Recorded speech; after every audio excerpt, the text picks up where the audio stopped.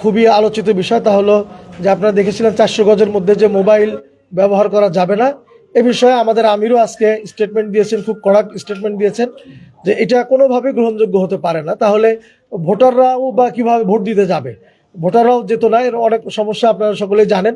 এবং ওখানে এই মোবাইলটা না থাকার কারণে অনেক ধরনের ইলেকশন ইঞ্জিনিয়ারিংও হতে পারে, সেটাও আমরা আশঙ্কা করেছি। তো আলহামদুলিল্লাহ আমরা ধন্যবাদ জানাচ্ছি যে ওনারা ইতিমধ্যে বলেছেন যে এ বিষয়ে আমরা বলার পরে ওনারা বলেছেন যে তারা এটাকে একটু আরেকটু ফ্লেক্সিবল করবেন কারো কারোর জন্য, অর্থাৎ সেটা ওনারা আইনগত দিকটি ওনারা বলে দিবেন বিস্তারিত।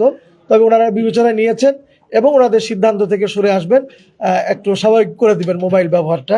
এছাড়াও আমরা তাদের সাথে আলোচনা করেছি, সেটা হলো যে আপনারা দেখেছেন ইতিমধ্যে মিডিয়াতে এসেছে কোথাও কোথাও জাল ভোটের ব্যাপারে ইতিমধ্যে সিল সহ ধরা পড়েছে কোনো একটা রাজনৈতিক দলের।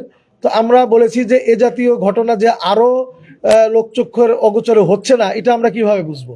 তো এভাবে যে যদি তারা এভাবে করে থাকে তাহলে তো এভাবে আর সুষ্ঠু ভোটের আশা করা যায় না। তো এগুলি আমরা বলেছি।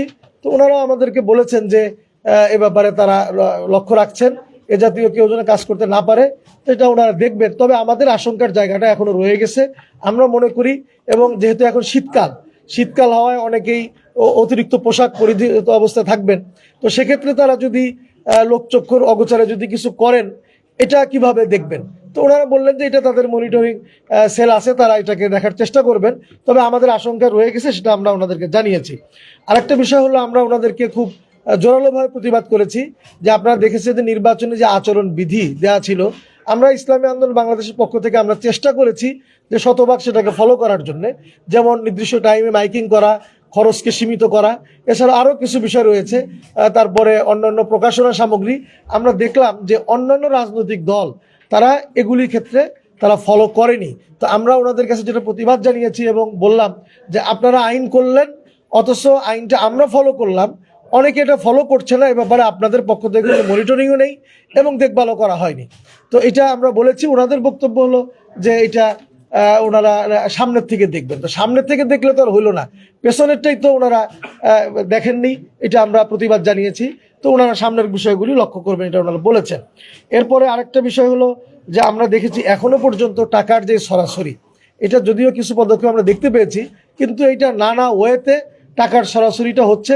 তো ওনাদের বক্তব্য হলো আমরা এটা প্রতিবাদ করেছি যারা কোনোভাবেই যাতে এটা না হয়, এটার ব্যাপারে জোরালো পদক্ষেপ নেওয়ার জন্য আমরা বলেছি। এছাড়াও আমাদের সারা দেশে নারী কর্মীদের উপরে যারা দাওয়াতি কাজে বেরিয়েছিল তাদের উপরে বিভিন্ন জায়গায় হামলা হয়েছে, এটা আমরা ওনাদেরকে রিপোর্ট করেছি, আগেও রিপোর্ট করেছি, এটা আজকে আমরা জোরালো প্রতিবাদ জানিয়েছি। ওনারা ব্যবস্থা নেবেন, সামনে যেন না হয় বলেছেন। এছাড়াও আপনারা দেখেছেন আমাদের সারা দেশে আমাদের কোনো কোনো জায়গায় যে লক্ষ্মীপুরে ভোলাতে হয়েছে, আমরা এটা ওনাদের দৃষ্টিগোচর করে দৃষ্টিতে এনেছি। তো ওনারা ভবিষ্যতে না হয় এগুলি বলেন, কিন্তু আমাদের বক্তব্যটা হলো যেগুলি হয়ে গেল এগুলি কেন ওনারা পদক্ষেপ নিতে পারলেন না। এবং আরেকটা বিষয় হলো আপনারা আজকে দেখেছেন কোনো কোনো নিউজে এসেছে, আমরা এটাও ওনাদের দৃষ্টিতে এনেছি, তা হলো যে কোনো কোনো জায়গায় ঝালকাঠিতে আমরা দেখলাম, এটা আরও যাচাই করব, আমরাও করব। এবং আমরা দেখলাম একটা নিউজে অলরেডি এসেছে যে একটা দলের প্রার্থীর বাসায় গিয়ে এসপি ডিসি তারা সেখানে গিয়ে আপ্যায়িত হচ্ছেন। তো এটা যদি হয় তাহলে তো নির্বাচন হবে না বলেই তো আমাদের কাছে মনে হচ্ছে। তো নির্বাচন প্রভাবিত করে ফেলছে। তো এটা ওনারা দেখবেন বলেছেন। তো আমরা আশা করছি যে এ জাতীয় আরও আশঙ্কা রয়েছে, যেমন মানুষের মধ্যে এখনো যেটা আশঙ্কা রয়েছে আইন শৃঙ্খলা পরিস্থিতির ব্যাপার। সামনেই তো যে 2টা দিন আছে, এই সময়টাতে আইন শৃঙ্খলা রক্ষাকারী বাহিনী কতটুকু নিয়ন্ত্রণ করতে পারবে, এটা আমাদের যথেষ্ট শঙ্কা রয়েছে। আমরা এটা জানিয়েছি ইলেকশনের দিন প্রার্থীর সাথে 5 জনকে থাকতে দিবেন। তো ওই প্রার্থীর সাথে নিরাপত্তাটা কতটা নিশ্চিত করতে পারবেন, এগুলি আমাদের যথেষ্ট আশঙ্কার বিষয় রয়েছে। আমরা এটা ওনাদেরকে বলেছি, ওনারা বিভিন্ন ভাষায় বলতে চান যে ওনারা এগুলি দেখবেন। তো এরপরেও আমাদের বা জনগণের মধ্যে প্রার্থীদের মাঝে কিন্তু এ বিষয়ে আশঙ্কাগুলি থেকেই যায়। তো সর্বশেষ আমরা ওনাদেরকে পীর সাহেব চরমনায়ের পক্ষ থেকে সালাম জানিয়েছি এবং ওনাদেরকে বলেছি হুজুর যেটা রিকোয়েস্ট করেছেন যে নির্বাচন যেন সুষ্ঠু হয়, এটা যেন ওনারা পদক্ষেপ নেন। এটা আমাদের আমিরও ওনাদেরকে আমাদের মাধ্যমে জানিয়েছেন।